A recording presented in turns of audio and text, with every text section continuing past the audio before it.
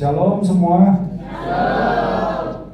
Ya, masih tetap semangat ya. Amin. Ya, saya ya silakan bisa di-share materi saya. Ini juga nanti bisa Bapak Ibu Saudara-saudari dapatkan ya. Mungkin bisa ya di-share dari Zoom-nya ya. Ya, baik. Oke. Ya, jadi sesuai dengan tema seminar kita, saya akan membawakan tentang klaim Yesus Kristus akan ketuhanannya. Ya, boleh di next.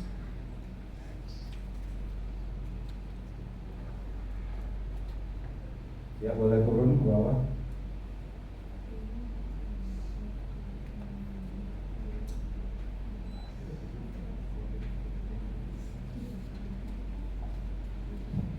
Page down. Oke, ya. Ya, ini nggak apa-apa, ini tentang saya dan sudah diperkenalkan oleh Ibu Moderator. Silakan berikutnya. Ya, silakan naik sedikit mungkin ya, page down aja. Oh, naik lagi, sorry. Oke, nah ini menjawab tadi yang sudah disampaikan oleh Bapak Dr. Adolf Butar ya tentang penyesatan bahwa Yesus Kristus tidak pernah mengklaim dirinya Tuhan. Jadi pertanyaannya begini, Bapak Ibu Saudara-saudari. Pernahkah Yesus mengklaim dirinya Tuhan?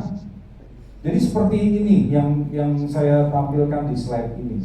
Hai, aku Yesus, aku Yahweh Allahmu. Aku akan mengajar kalian menjadi umat yang baik dan bagaimana caranya masuk surga. Kemudian aku akan mati untuk menebus dosa-dosamu dan bangkit kembali. Karena itu sudah sepantasnya lah kalian menyembah aku. Apa pernah Yesus ngomong seperti ini? Enggak. Tapi masalahnya ya, orang-orang Kristen pada umumnya, bukan kalian yang kuliah di sini tentunya, tapi jemaat berpikir begitu. Jemaat tuh berpikir Yesus tuh pernah mengklaim, ya aku ini Yahweh. Ya kenyataannya memang nggak pernah. Tetapi mengapa? Silakan lihat slide berikutnya. Karena ini masalah budaya. Kita terlalu melihat segala hal dari budaya Barat. Orang Barat itu kalau berkata itu dingin, langsung to the point. Kalau A ya A, nggak usah belat-belit gitu ya. A ya A. Kalau Yesus Tuhan, ya dia bilang, hei, aku Tuhan. Sorry ini, ya. Mungkin saya ganti aja, ini kurang jelas. Tapi kita lihat Yesus hidup dalam budaya Timur Tengah. Budaya Timur Tengah itu nggak langsung kalau ngomong. Mereka kalau berbicara itu selalu menjaga suasana hangat dan berputar-putar. Sehingga kita harus baca apa yang tersirat. Kalau istilah orang Sunda, read between the lines, gitu, ya. Jadi baca apa yang tersirat. Nah, lalu orang Barat itu konteksnya rendah. Jadi mereka lebih mementingkan kebenaran isi bukan cerita. Tapi kalau orang Timur Tengah, semua yang penting itu cerita. Jadi mereka mengemas pesan dalam konteks emosi, bahasa nonverbal yang kita juga sulit baca di Alkitab. Jadi Yesus menunjuk apa kita nggak tahu. Yesus melakukan apa nggak tercatat, cuma apa yang dia katakan. Padahal sambil bercerita dia tunjuk ini, dia tunjuk itu. Nah, itu jadi penting dalam budaya Timur Tengah. Di Indonesia pun juga begitu kan. Kita kalau menyampaikan sesuatu sering muter-muter, ya sering memperhatikan komunikasi nonverbal bahasa tubuh. Nah sama orang Timur Tengah juga begitu. Di kantor juga begitu kan. Kalau di tempat kita karyawan dikasih tugas sama bosnya nggak tahu apa-apa, tapi dia lihat oh yang dimaksud bos saya begini, jadi dia tetap jawab iya gitu padahal nggak ngerti. Itu konteks tinggi ya. Orang Indonesia itu masih mirip karena kita orang Timur. Lalu orang Barat itu progresif, di mana pengaruh agama tidak terlalu kuat. Tapi kalau orang Timur Tengah itu konservatif. Agama memengaruhi seluruh aspek kehidupan mereka sampai hari ini. Jadi dalam apa yang mereka katakan, siapa yang terlibat dalam pembicaraan itu penting dan selalu itu menyangkut Tuhan. Nah, itu orang Timur Tengah. Orang Barat kan enggak. Gitu ya. Jadi kalau kita melihat Alkitab dari sudut pandang orang Barat salahnya banyak, ya. Kemudian orang Barat yang penting adalah identitas pribadi, itu lebih penting daripada latar belakang atau status keluarga. Mereka melihat, oh ya udah, orangnya siapa. Jadi kalau menurut pandangan orang Barat, Yesus itu siapa? Sendiri, pribadi. Tapi orang Timur Tengah sangat menghargai kehormatan keluarga. Jadi mereka mempertimbangkan dampak terhadap keluarga. Di mana-mana begitu, sampai hari ini pun begitu. Jadi orang Timur Tengah tidak akan memberitakan, menceritakan keburukan leluhur mereka. Tapi kalau orang Barat, masa bodoh, itu kan nenek moyang saya, gitu kan. Dan orang Barat individualistis. Seorang individu dinilai berdasarkan prestasinya, perilaku pribadinya. Makanya orang Barat kalau anak-anaknya sudah usia dewasa, ya udah, urus aja dirimu sendiri. Masih mau tinggal di rumah sama papa, bayar sewa ya. Oh serius, bener, memang begitu. Bayar sewa kalau kamu tinggal di sini. Jadi mereka individualis. Sementara orang Timur Tengah menghargai saling tergantungan, di mana keberhasilan keluarga itu keberhasilan dirinya sendiri. Jadi mereka sangat erat hubungan keluarganya, sama seperti juga di Indonesia. Dengan melihat budaya ini, Bapak Ibu Saudara, di zaman itu kalau Yesus menyatakan, "Hei, aku ini Yahweh," maka orang-orang akan lihat dia agak lain. Benar kan? Ya, jadi nggak mungkin dia melakukan begitu. Jadi apa yang dia lakukan dalam klaimnya sebagai Tuhan? Mari kita lihat. Yesus mengklaim dirinya Tuhan bukan berdasarkan apa yang dia katakan, tapi apa yang dia lakukan. Coba kita lihat. Injil mana yang pertama ditulis? Ayo silakan rekan-rekan yang di sebelah sini. Injil mana yang dari 4 Injil yang mana yang pertama ditulis? Markus. Jadi kita akan mulai dari Injil yang paling pertama ditulis karena ini early, ya. Jangan langsung ke Yohanes karena orang bilang Yohanes Injil terakhir. Mungkin sejak zaman Yesus sampai Injil Yohanes sudah ada perkembangan pemahaman. Teologinya sudah berkembang. Oke, Markus deh. Kita mulai ya. Kalau di Markus 2 ayat 1 sampai 12 kita tahu ada seorang lumpuh yang dibawa kepada Yesus, ya, di mana itu di kota mana? Ada yang tahu? Di kota mana? Kaper? Nah, mereka buka atap, lalu si orang lumpuh itu diturunkan dari atas. Begitu ya ceritanya ya, masih ingat ya dari sekolah minggu. Nah, kita baca dari Markus 2 ayat 5 sampai 7. Ini saya semua dari terjemahan baru edisi kedua ya, yang baru. Jadi kalau yang belajar teologi harus punya. Ini jauh lebih bagus. Ya. Ketika Yesus melihat iman mereka, berkatalah ia kepada orang lumpuh itu, "Hai anakku, dosa-dosamu sudah diampuni." Beberapa ahli Taurat sedang duduk di situ dan mereka berpikir dalam hatinya, "Mengapa orang ini berkata begitu? Ia menghujat Allah. Siapa yang dapat mengampuni dosa selain Allah sendiri?" Jadi mereka menuduh Yesus melakukan penghujatan karena melakukan sesuatu yang merupakan hak istimewanya Allah. Oke, orang-orang yang nggak setuju ini bilang, oh Yesus melakukan tindakan keimaman karena imam juga boleh mengampuni dosa, ya, atas nama Tuhan. Nah pertanyaannya saudara, apakah Yesus menyatakan dirinya imam? Iya nggak? Enggak. Emangnya Yesus pernah ditahbiskan jadi imam? Ada nggak? Suku apa Yesus itu? Yehuda. Ada nggak imam dari suku Yehuda? Nggak ada. Jadi mungkin nggak Yesus sekarang sedang memanfaatkan otoritas dia sebagai imam? Nggak mungkin. Tidak mungkin. Dan perhatikan apa yang dia katakan di situ. Di ayat 9 dan 10, ya, Tuhan Yesus bertanya, ini saya nggak tulis di sini, tapi saudara mungkin udah tahu ceritanya ya. Tuhan Yesus berkata begini, mana yang lebih mudah mengatakan dosamu diampuni, atau bangkitlah, angkat tilammu dan berjalanlah pulang? Mana yang lebih mudah? Dosamu diampuni, mengatakan dosamu diampuni itu lebih mudah. Kenapa? Kenapa mengatakan dosamu diampuni itu lebih mudah? Karena tidak bisa dibuktikan.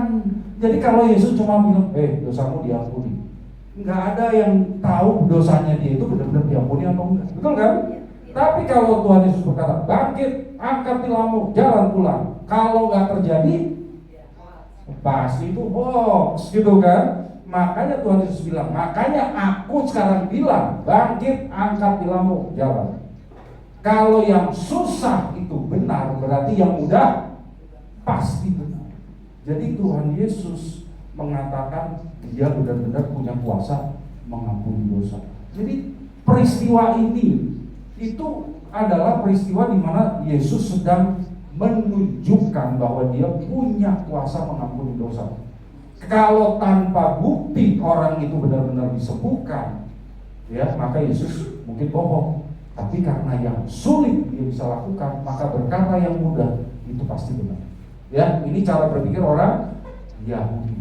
Nanti kalau nggak jelas, Bapak Ibu Saudara bisa bertanya. Silakan berikutnya. Lalu Tuhan Yesus menyebut dirinya anak manusia. Nah, ini kita masih di Markus ya, Markus 14 ayat 61 sampai 64. Namun Yesus tetap diam dan tidak menjawab apa-apa. Imam besar itu bertanya lagi kepadanya, katanya, apakah engkau Mesias, anak dari yang terpuji? Jawab Yesus, akulah dia. Betul? Akulah dia. Dan kamu akan melihat anak manusia duduk di sebelah kanan yang maha kuasa dan datang dengan awan-awan di langit.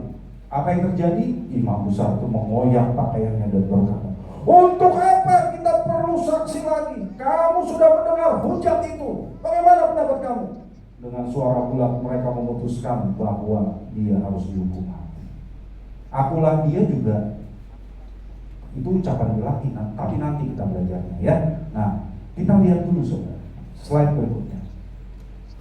Kita sering mendengar Yesus anak Allah, tapi Yesus sering mengatakan dirinya anak manusia. Nah, pertanyaan saya, yang mana yang ilahi, anak Allah atau anak manusia? Nah, jangan salah, saudara belajar teologi. Coba kita lihat anak Allah. Anak Allah itu sebutan untuk Mesias dari Mazmur 2 ayat 7, dikutip Petrus dalam Matius 16 ayat 16. Tapi Mesias belum tentu Allah. Betul kan? Seorang yang dijadikan Mesias belum tentu ilahi. Nggak ada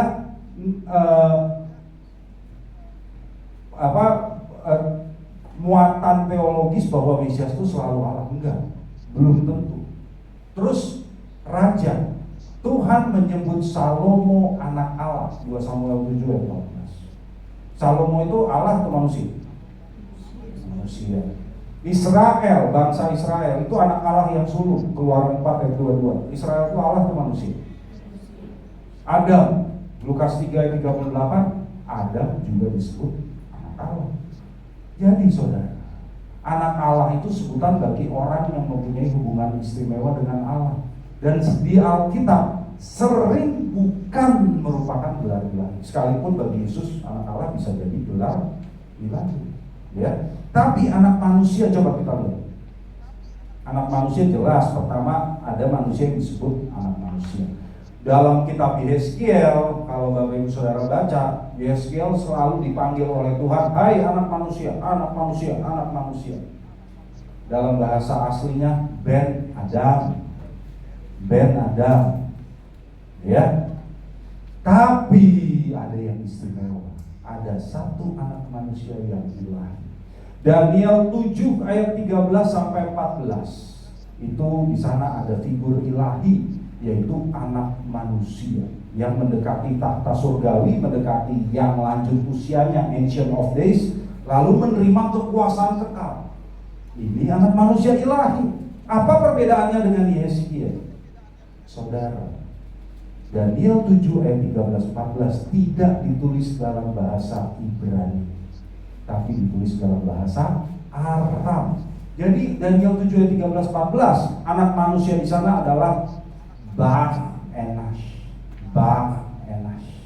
Coba ulangi.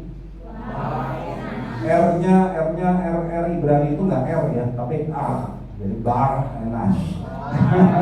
seperti Prancis. Nah, dalam sehari-hari Tuhan Yesus bicara bahasa, kepada murid-muridnya Yesus bicara bahasa Aram. Jadi ketika dia menyebut dirinya anak manusia, dia berkata Bar Enas. Jadi dia menyetarakan dirinya dengan figur ilahi dalam Daniel 7 ayat 13 sampai 14. Jadi yang mana yang ilahi, anak Allah atau anak manusia? Anak manusia. Jangan kita salah ya, kita belajar teologi, anak manusia yang ilahi. Dan Yesus pakai bahasa Arab, nggak mungkin salah. Orang yang mendengarnya tahu ini Daniel 7. Nah, kita lihat lagi tadi ya di Markus 14. Ketika Tuhan Yesus berkata, kamu akan melihat anak manusia Bar Enas duduk di sebelah kanan yang Maha Kuasa dan datang dengan awan-awan di langit. Waktu di sidang pengadilan Yesus ini, ketika Yesus sedang didakwa sebagai penista agama, menghujat Allah, perhatikan di mana imam besar memvonis ini orang menghujat Allah. Di mana? Bukan ketika dia berkata akulah dia, bukan. Tapi ketika dia berkata anak manusia datang dengan awan-awan di langit. Itu mengutip Daniel 7 ayat 13. Nggak mungkin salah. Di mana bunyinya coba? Aku terus melihat dalam penglihatan malam itu tampak datang dengan awan-awan di langit. Seorang seperti tuh. Jelasnya bahwa Yesus mengatakan itu aku. Dia datang kepada yang lanjut usianya, siapa tuh? Bapa. Dan dia di bawah kehadapan. Dan perhatikan lagi, ketika Yesus berkata anak manusia duduk di sebelah kanan yang Maha Kuasa, dia mengutip Mazmur 110 ayat 1. Firman Tuhan kepada Tuanku, duduklah di sebelah kananku sampai kubuat musuh-musuhmu menjadi tumpuan kakiku. Waduh, udah bilang dia anak manusia yang datang dengan awan-awan, figur ilahi. Dia berkata dia duduk di sebelah kanan Tuhan, atau dengan kata lain dia berbagi tahta dengan Yahweh. Ngerinya. Makanya pada titik itu imam besar berkata, dia menghujat Allah. Paham? Jadi apakah Yesus pernah mengatakan dirinya Tuhan? Pernah loh. Ini apa ini? Ini jelas dia mengatakan dirinya Tuhan. Ya, jelas. Coba, nah sekarang kita lihat slide berikutnya. Ini jadi sekali lagi kita lihat ini harus dari sudut pandang Yahudi. Orang Yahudi enggak to the point. Yesus pun tidak to the point. Ya. Ketika Yesus berkata, aku duduk di sebelah kanan Tuhan Bapa, perhatikan, apakah Yahweh berbagi tahta? Orang Yahudi itu sangat tidak nyaman dengan ide bahwa Yahweh bisa berbagi tahta dengan figur lain. Kita lihat dari tulisan para rabi, kisah mitos dalam Talmud. Ya, ini supaya Bapak Ibu Saudara tahu bagaimana nggak nyamannya orang Yahudi dengan konsep itu. Nah, di sini ada kisah Metatron, yaitu nama malaikat tertinggi dalam tradisi mistik dan esoterik Yahudi. Ini adanya di Kabbalah. Ya. Nah, tentang Metatron ini ceritanya begini. Rabi Elisha bin Abuya di Firdaus, dibawa ke Firdaus, dia melihat malaikat Metatron duduk dan menulis pahala Israel. Nah, dia duduk di tahta, tapi tahtanya bukan tahta Tuhan. Beda. Dia berkata, si Elisha, ya Tuhan, ternyata ada dua kuasa di surga. Kenapa? Karena tidak sepatutnya di depan tahta Tuhan ada orang duduk. Ya. Nah, karena itu si Elisha disebut Aher. Aher itu artinya yang lain, agak lain, ya. Karena dituduh bidah. Nah, Metatron yang duduk bukan di tahta Allah tapi di tahta lain saja tidak nyaman buat orang Yahudi mengakui. Apalagi Yesus yang berkata, aku duduk di tahta Allah. Ngeri. Lalu kita lihat lagi di Talmud juga Hagigah 14a, ya. Ini Rabi Akiva, itu tokoh rabinik sangat terkenal di abad ke-1 akhir sampai abad ke-2 awal. Tahta-tahta diletakkan. Ini kan Daniel 7 juga nih yang tadi Yesus katakan. Lalu duduklah yang lanjut usianya. Ada tahtanya ada berapa kalau tahta? Plural kan, lebih dari satu. Makanya Rabi Akiva berkata tahtanya ada dua, satu untuk dia dia Tuhan, satu untuk Daud. Lalu Rabi Yosi dari Galilea berkata kepadanya, Akiba, sampai kapan kau menista hadirat Allah? Tuh, dengan berkata Daud dapat tahta saja, itu menista hadirat Allah. Yang betul adalah satu untuk keadilan dan satu untuk anugerah. Jadi kalau Yesus berkata dirinya berbagi tahta dengan Yahweh, Yesus jelas berkata dia itu Allah. Ya, apalagi Yesus tuh nggak berkata dia duduk di tahta lain loh. Dia mengklaim duduk di tahta sendiri, di tahta Allah sendiri, di samping Yahweh. Jadi dia berbagi tahta dengan Bapa. Jadi Yesus jelas mengklaim. Daniel 7 ayat 13-14 itu tentang dia, dan mengklaim dirinya punya kedaulatan yang sama dengan Yahweh. Karena dia duduk di tahta siapa? Yahweh. Ya, berarti dia juga sama maha kuasanya. Perhatikan ya perkataan Yesus di sini. Kalau dia salah, Yesus itu salah, dia bohong bahwa dia bukan Yahweh, maka dia terang-terangan menghujat Yahweh dan penistaan agama Yahudi. Ya, karena agama Yahudi monoteis. Berarti kalau kita mengatakan diri Kristen tapi tidak setuju bahwa Yesus pernah mengklaim dirinya sebagai Allah, kita menuduh Yesus itu penista agama. Kita menuduh Yesus itu penghujat Allah. Mau ngikut penghujat Allah? Tidak. Nah, makanya orang Kristen kok nggak percaya Yesus itu pernah mengatakan dirinya Allah. Itu berarti menuduh Yesus itu pernah menghujat Allah. Kok mau ngikut orang penghujat Allah? Saya heran. Ya. Oke, berikutnya. Orang-orang juga tahu jadinya ya saudara, bahwa istilah anak manusia itu adalah klaim ilahi, bukan anak Allah. Klaim ilahinya itu anak manusia. Jadi orang berkata, itu karangan tuh, itu mah sengaja. Ya, penulis Injil mengatakan Yesus itu anak manusia, bukan Yesus sendiri. Coba perhatikan, ya perhatikan. Ada beberapa sebutan Yesus sendiri, panggilan Yesus atas dirinya sendiri tentang dirinya anak manusia yang berkesan negatif. Dan ini dalam Q, tahu Q nggak? Kan Injil Markus itu sumber dari Matius dan Lukas, betul? Ya, ini teori sumber ya, karena kita belajar teologi, ini teori sumber. Lalu ada yang ada di Matius, ada di Lukas, tapi tidak ada di Markus. Berarti itu dari sumber lain. Sumber lain itu adalah dokumen hipotetis yang namanya Q. Oke, jadi perhatikan, dalam Q aja ada. Matius 8 ayat 20 sama dengan Lukas 9 ayat 28. Ya, jadi ini karena ayatnya ini sama paralel, berarti kalau dari teori sumber ini dari Q, gitu ya. Yesus berkata kepadanya, rubah mempunyai liang dan burung mempunyai sarang, tetapi anak manusia tidak mempunyai tempat untuk meletakkan kepalanya. Ini karangan. Karangan. Mana mungkin karangan menonjolkan bahwa Yesus nggak punya tempat tinggal. Yesus nggak punya tempat tinggal, masa dia ngarang? Kalau mau ngarang, Yesus punya istana, gitu dong. Betul nggak? Terus Yesus juga berkata begini, ini dari Q juga ya, Matius 11 ayat 19, paralel dengan Lukas 7 ayat 34. Kemudian anak manusia datang, ia makan dan minum, dan mereka berkata, lihatlah, ia seorang pelahap dan peminum, sahabat pemungut cukai dan orang berdosa. Tuh, ini karangan bukan? Masa Yesus disebut pelahap, peminum, sahabat orang berdosa? Harusnya kalau karangan, Yesus itu baik, gak pernah minum-minum, gak pernah bergaul dengan orang berdosa, gitu dong. Itu karangan. Kalau ini kan kesannya negatif. Yesus sendiri bilang, orang bilang aku pelahap, orang bilang aku peminum. Gak mungkin karangan, Bapak Ibu Saudara. Gak mungkin karangan. Jadi Yesus jelas menyebut dirinya anak manusia. Ini saya belum ke Yohanes, masih di Injil Sinoptik.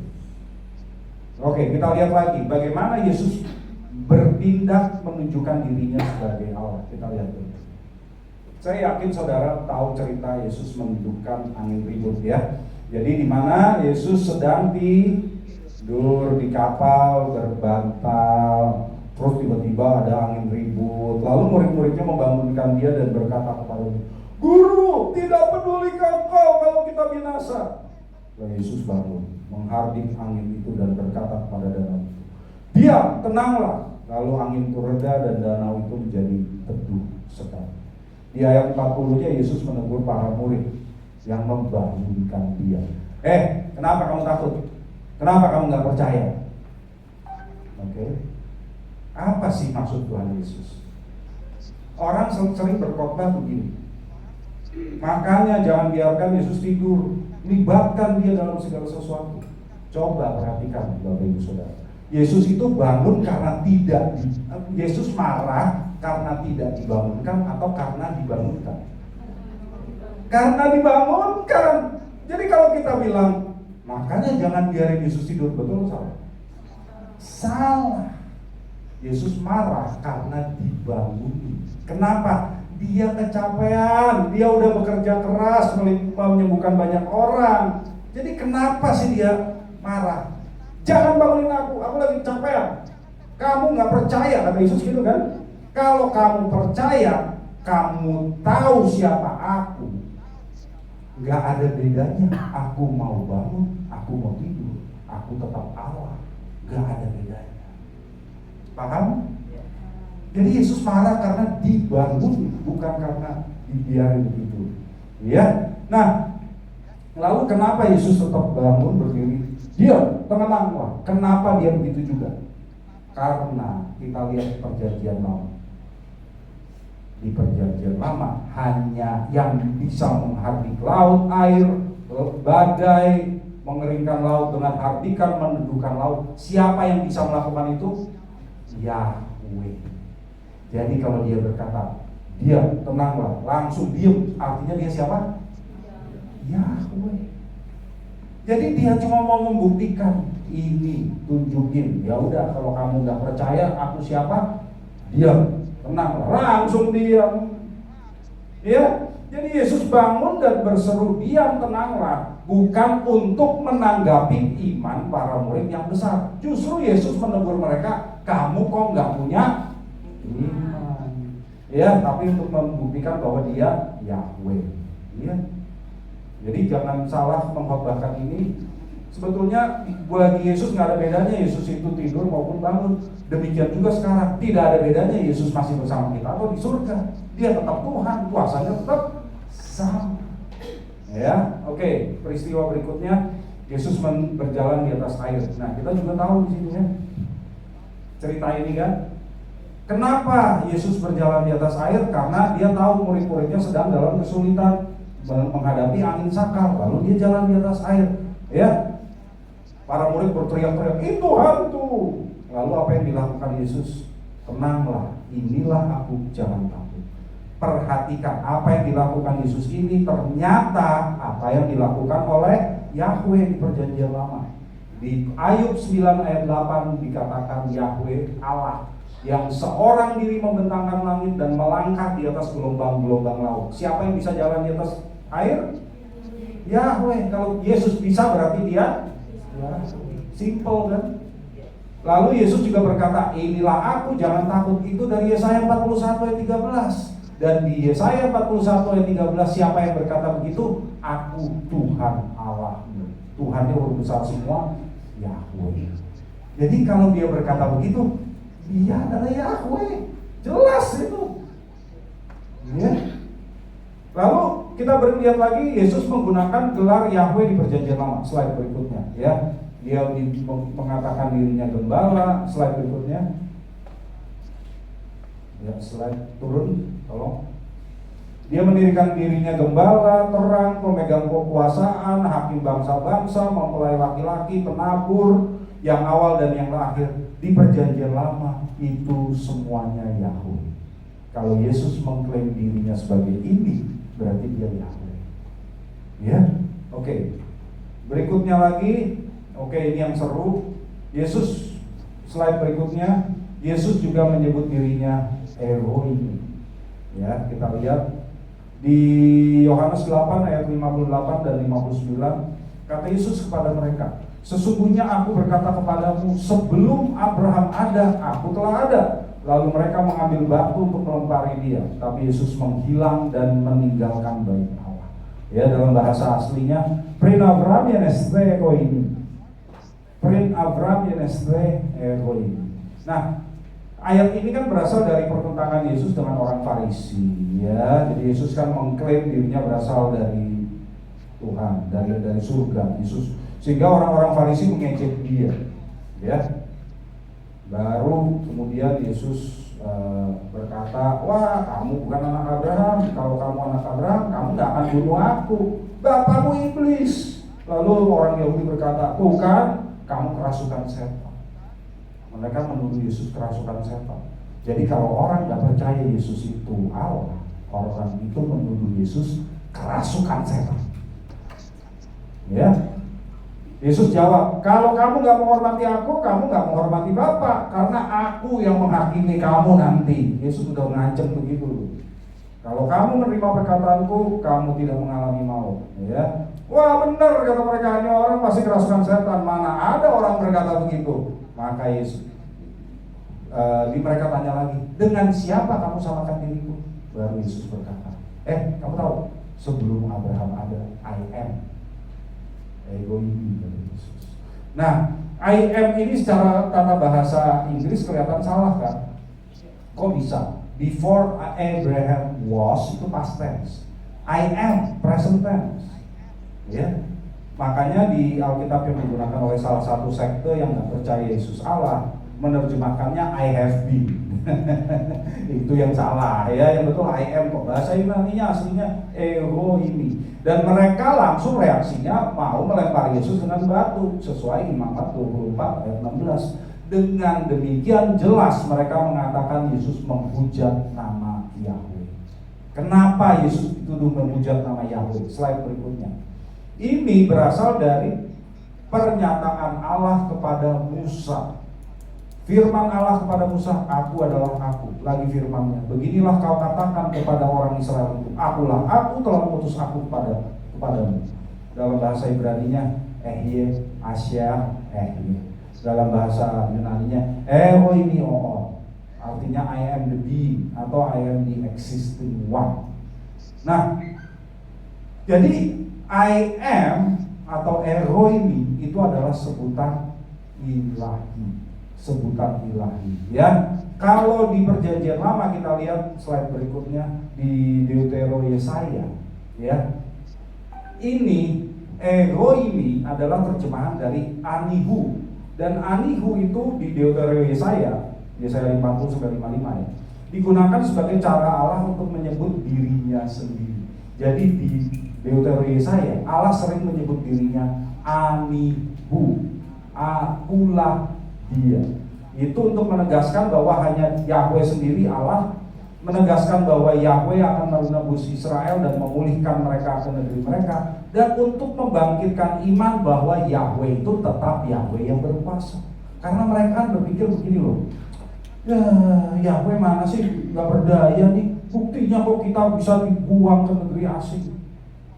Kalau zaman dulu ini peperangan antara dewa yang berbeda loh. Yahweh lawan dewanya orang Babel.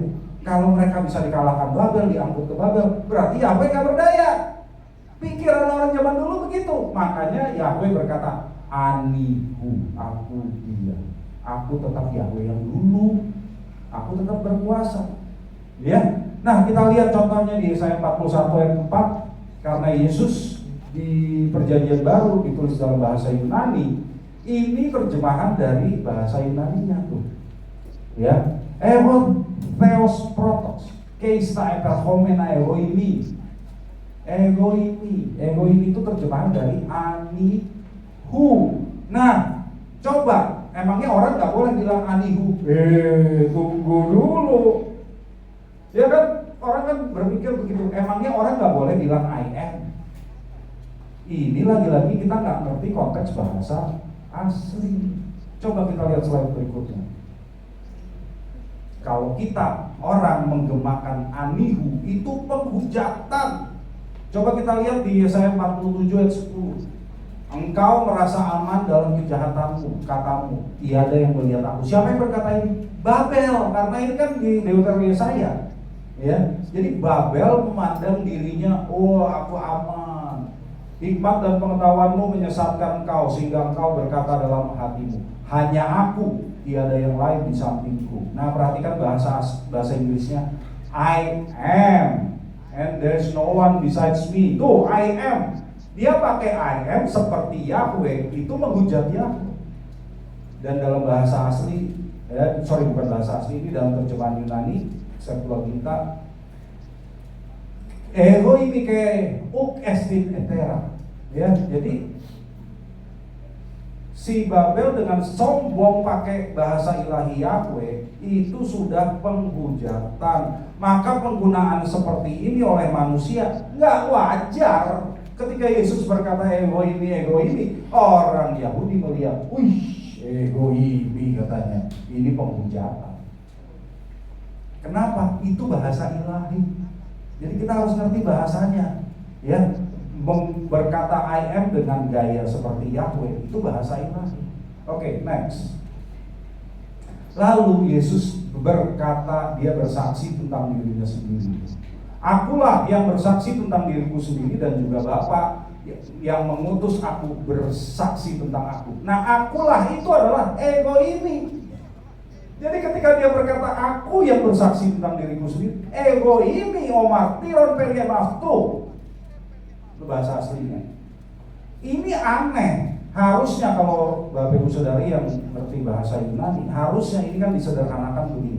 Ego martiro peri, ego martiro peri. Kenapa harus ego ini? Berarti dia pakai nama ilahi. Karena harusnya nggak gitu nulisnya. Yesus sengaja pakai bahasa ilahi dan mengatakan bahwa dia anihu sesuai Yesaya 43 ayat 10. Kenapa? Yohanes 8 ayat 18 ini menggemakan Yesaya 43 ayat 10 Septuaginta. Ya. Di situ dikatakan ada 3 saksi. Ini dari Septuaginta, bukan dari Masoret. Ya, karena di Masoret saksinya hanya 2. Tapi kalau di Septuaginta, perhatikan, Yenesleni martires karo martis legi kyrios opeos keopeson exelesamin ina note ke pistefsite ke sinmite oti ego ini. Tuh, perhatikan. Jadi ada 3 saksi ego ini, yaitu umat Allah, Yahweh, dan hamba Allah. Yesus siapa di sini? Hamba Allah. Jadi kalau Yesus berkata, aku ego ini, aku bersaksi, Bapa Yahweh bersaksi juga tentang aku ini ego ini. Jadi Yesus berkata dirinya ego ini, klaim ilahi anihu. Dia Yahweh yang disaksikan oleh Bapa. Ngeri ini. Ini klaim ilahi yang luar biasa. Kalau kita nggak lihat ini, ya kita nggak tahu bahwa itu klaim ilahi. Oke, next.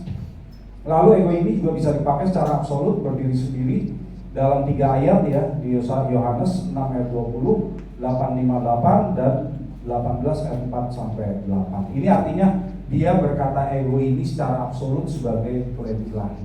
Dan ego ini jadi objek iman di slide berikutnya. Perhatikan, ini ngeri lagi. Ya, jadi kalau kita nggak percaya Yesus itu Allah, itu ngeri sekali. Coba perhatikan Yohanes 8 ayat 24.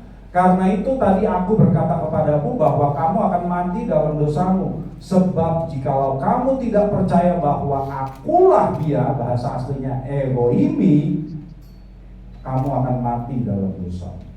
Jadi ego ini adalah objek iman. Kalau orang tidak percaya bahwa Yesus itu Yahweh, lalu mengatakan penolakan itu bukannya tidak menghormati Yesus, justru menghormati Yesus, itu ngawur.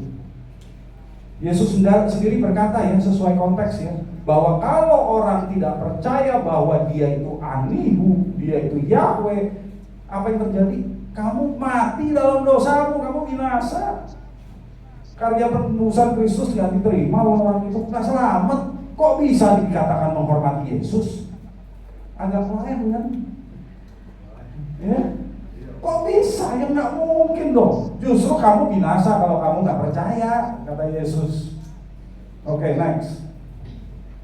Lalu ego ini juga menyatakan siapa Yesus ya. Ada 7 di sini di kitab Yohanes. Saya pernah bahkan kalau izin Bapak Ya. untuk mengingatkan kira-kira 10 menit lagi. Siap. Ya, oke.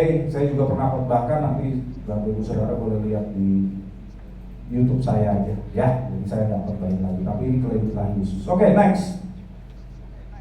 Lalu kita akan percepat ya. Apakah Yesus sudah ada sebelum Natal? Nah, ini juga ya tadi Pak Adolf sudah sampaikan ada penyesatan yang mengatakan Yesus belum ada sebelum Natal. Nah, perhatikan apa yang dikatakan oleh Yesus di slide berikutnya.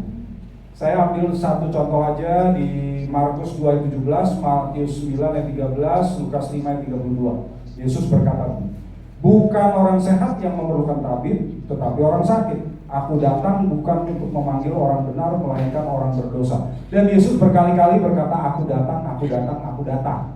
Memangnya ini berarti Yesus itu datang dari Nazaret ke Kapernaum? Seperti saya, aku datang untuk. Nah, berarti aku ini datang dari Kalideres ke Bekasi, begitu ya?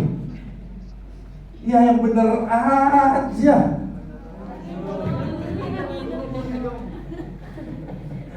Coba kita lihat, ya rugi dong, betul. Lihat berikutnya. Dalam perjanjian lama, kata aku datang itu digunakan oleh malaikat untuk menyatakan misinya dari surga ke dunia. Jadi kalau Yesus berkata aku datang, dia mengatakan dirinya itu datang dari surga, bukan dari Nazaret. Ngapain dia datang dari Nazaret? Apa signifikansinya dia berkata begitu? Ya. Jadi Yesus itu mengklaim dirinya datang dari surga, berarti dia punya praeksistensi nggak? Iya dong, dia datang dari surga kok, dia sudah ada sebelum Natal. Berikutnya, beberapa klaim Yesus lagi bahwa dia sudah ada sebelum Natal. Ya, ini semua kata-kata Yesus sendiri. Yohanes 17 ayat 5. Dan sekarang ya Bapa, muliakanlah aku di hadiratmu sendiri dengan kemuliaan yang kumiliki di hadiratmu sebelum dunia ada. Jadi aku sudah ada sebelum dunia ada, bukan sewaktu Natal. Ya kan? Yohanes 17 ayat 24. Sebab engkau telah mengasihi aku sebelum dunia dijadikan. Wih, sebelum dunia dijadikan aku sudah ada loh. Kok orang nggak percaya bahwa Yesus sudah ada? Ya, berikutnya kita lihat. Beberapa ayat juga menunjukkan bahwa Yesus sudah ada sebelum Natal. Yohanes 1 ayat 1 sampai 2, 1 Yohanes 1 ayat 2, Kolose 1 ayat 17, ia ada terlebih dahulu dari segala sesuatu dan segala sesuatu menyatu di dalam Dia. Ibrani 1 ayat 2, banyak. Jadi klaim bahwa Yesus itu sudah ada sebelum Natal di Alkitab banyak, saudara. Berikutnya, ini juga menjawab penyesatan tadi ya, katanya Yesus tidak pernah hadir di perjanjian lama. Oke, kita lihat bukti-buktinya ya. Next, nah, klaim Tuhan Yesus sendiri mengklaim bahwa perjanjian lama itu tentang Dia. Ya, dia berkata di Yohanes 5 ayat 46. Sebab jikalau kamu percaya kepada Musa, tentu kamu juga akan percaya juga kepadaku, sebab Musa telah menulis tentang aku. Nah, kalau Musa menulis tentang aku, berarti Musa itu nulis perjanjian lama atau perjanjian baru? Lama. Jadi Yesus ada nggak di perjanjian lama? Ada. Ya ada dong kalau gitu, karena Yesus, Musa menulis tentang Yesus. Ya, Lukas 24 ayat 27 ini di perjalanan ke Emmaus, dia menjelaskan kepada murid-murid tentang apa yang tertulis tentang Dia, tentang Yesus dalam seluruh kitab suci. Mulai dari kitab Musa dan segala kitab nabi-nabi. Berarti Yesus ada nggak di perjanjian lama? Ada. Ini Yesus sendiri yang berkata loh. Ya. Oke, belum lagi kita tahu bahwa di perjanjian lama banyak nubuat tentang Yesus. Slide berikutnya. Ada 300 nubuat tentang Yesus, baik dari kelahiran, kehidupan, sampai ke kematiannya. Bahkan untuk kematiannya Mazmur 22, Yesaya 52 ayat 53 itu persis banget. Itu menunjukkan tentang Yesus. Oke, berikutnya. Lalu teofani. Teofani itu dari kata teofania, ya, penampakan Allah atau dewa. Artinya manifestasi Allah dalam bentuk yang kasat mata. Dan kita tahu bahwa teofani di perjanjian lama sebagian besar berbicara soal malaikat Tuhan atau malah Adonai, ya, yaitu penampakan Yahweh sendiri kepada manusia. Karena Yahweh sering mengatakan dirinya begini. Contoh Kejadian 31, malaikat Allah berfirman, akulah Allah yang di Betel. Loh, malaikat bisa bilang akulah Allah, berarti dia Allah. Keluaran 3 ayat 2-6. Malaikat Tuhan berfirman, "Akulah Allah bapa leluhurmu, Allah Abraham, Ishak dan Yakub." Berarti malaikat Tuhan adalah Allah. Simple kan? Ya. Oke, Yesus pernah berkata dia teofani atau tidak? Coba berikut. Di Yohanes 8 ayat 12 Yesus berkata, "Akulah terang dunia." Perhatikan. "Siapa saja yang mengikut aku, ia tidak akan berjalan dalam kegelapan, melainkan ia akan mempunyai terang kehidupan." Ini menunjuk pada Keluaran 13 ayat 21. Siapa yang berjalan? Tuhan berjalan di depan mereka pada siang hari dalam tiang awan dan pada malam hari dalam tiang api untuk menerangi mereka. Jadi kalau Yesus berkata, "Akulah terang dunia," dia mengklaim tiang awan, tiang api itu siapa? Itu aku, sehingga mereka dapat berjalan. Perhatikan. Jadi kalau dari bahasa Yesus kita tahu ayat mana di perjanjian lama yang ditunjuk oleh dia mengatakan orang yang mengikuti dia tidak akan kehilangan arah. Berarti dia menyatakan dirinya tiang api dan awan, dialah malaikat Tuhan atau teofani. Ya, Yesus sebagai teofani kita lihat lagi di beberapa ayat berikutnya. Ya, ini di 1 Korintus 10 ayat 9, Bilangan 21 ayat 6, itu semua teofani Yesus, bukan Yesus yang berkata tapi Bilangan 21 ayat 6 adalah ayat yang ditunjuk oleh 1 Korintus 10 ayat 9. Dan yang menarik ini, perhatikan Yudas 1 ayat 5. Kita kan sejarah baca kitab Yudas ya. Nah, jadi kita lihat Yudas 1 ayat 5. "Sekalipun kamu telah mengetahui semuanya itu dan tidak meragukannya lagi, aku ingin mengingatkan kamu bahwa memang Yesus menyelamatkan umatnya dari tanah Mesir, namun kemudian membinasakan mereka yang tidak percaya." Coba. Itu dari Nestle Alam 28 ya. Jadi ini manuskrip tertua. Kalau yang baru itu diganti Tuhan. Jadi Tuhan menyelamatkan, karena mana mungkin sih Yesus menyelamatkan umatnya dari tanah Mesir. Tapi manuskrip tertua bilang Yesus. Makanya Nestle Alam 28 UBS 5 mengatakan Yesus yang menyelamatkan umatnya itu Yesus. Dan ini jelas menunjuk ke Bilangan 14 ayat 35, Tuhan Yahweh. Jadi di perjanjian lama Yahweh, di perjanjian baru jadi Yesus. Ya, dan slide berikutnya, malaikat Yahweh dan Yahweh itu beda. Ya, kita lihat beberapa contohnya. Jadi pribadi yang berbeda tapi dua-duanya Yahweh. Berarti kita masuk ke Tritunggal, slide berikutnya. Ya, kita ngomong cepat aja ya. Ya Bu ya. Apakah kita harus kembali ke monoteisme? Katanya monoteisme sumber perpecahan. Oke, kita lihat berikutnya. Pengakuan iman Athanasius, ini udah dari zaman Bapak Gereja, mengaku bahwa Allah itu Tritunggal. Tapi Allah yang Tritunggal itu adalah Allah yang Esa. Allah yang Esa. Gereja mula-mula itu jelas mengakui meskipun ada Allah itu ada tiga pribadi, ketiganya cuma satu Allah. Berarti kalau kita percaya Allah Tritunggal, itu adalah bentuk monoteisme. Kok kita bingung sih? Tritunggal itu monoteis karena Allahnya cuma satu, Yahweh. Yahweh ada tiga pribadi, no problem kan? Kenapa? Coba kita lihat berikutnya. Nah, Bapak Ibu Saudara boleh cari buku ini menarik banget. Ini yang tulis orang Yahudi, bukan orang Kristen. Ya, Two Powers in Heaven. Jadi di zaman Bait Allah kedua 200 sebelum Masehi mulai berkembang ide tentang dua kuasa di surga. Tadi kita udah baca ya, Metatron juga dikaitkan dengan dua kuasa di surga, yaitu ada dua pribadi Yahweh. Mereka mulai melihat, di perjanjian lama Yahweh itu ada dua, yaitu yang kelihatan dan yang tidak kelihatan, atau yang muda dan yang tua, yang lanjut usianya dan anak manusia. Ada Allah tua, ada Allah muda. Jadi mereka mulai mikir, Yahweh itu ternyata nggak cuma satu pribadi loh. Tapi mereka tidak menganggap hal tersebut melanggar monoteisme karena kedua pribadi itu sama-sama Yahweh dan sama-sama komplementer, bukan bertentangan. Kalau di Gnostik ada Allah baik, ada Allah jahat, gitu. Enggak, dua-duanya baik. Nah, setelah berkembangnya kekristenan dan Gnostisisme, Yudaisme baru mengatakan pandangan kedua, dua kuasa di surga itu bidat. Kenapa? Karena Yesus dianggap Allah oleh orang Kristen, maka pandangan Yahudi seperti itu dianggap bidah.